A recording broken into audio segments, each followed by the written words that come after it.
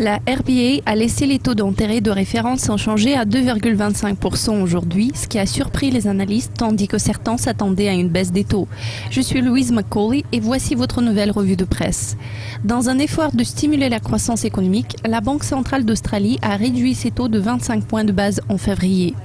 La Chine, l'Inde et la Russie ont également réduit les taux d'intérêt depuis le début de l'année. Bien qu'une grande partie de l'Asie et de la zone euro réduisent les taux, les États-Unis pourraient les relever en juin. Cette décision sur les taux australiens était due à la progression en termes de prêts aux entreprises ainsi qu'à la croissance économique stable.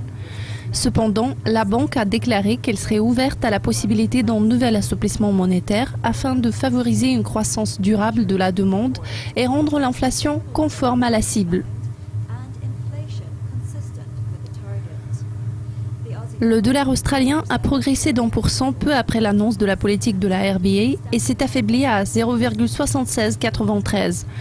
Paul Dales, économiste en chef spécialisé en matière d'Australie et de Nouvelle-Zélande chez Capital Economics, estime que la RBA a raté son occasion d'affaiblir à nouveau le dollar australien et c'est ce dont il a effectivement besoin en ce moment.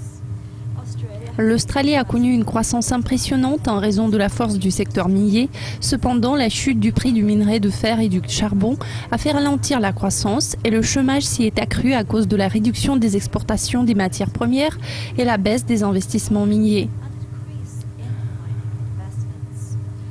Le gouverneur de la RBA, Glenn Stevens, a déclaré dans un communiqué que la croissance se poursuit à un rythme inférieur car la croissance de la demande intérieure est assez faible suite à la baisse des dépenses en capital.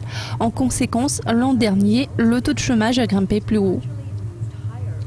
Il a également déclaré qu'il faudrait que le taux de change soit plus faible pour parvenir à une croissance économique équilibrée.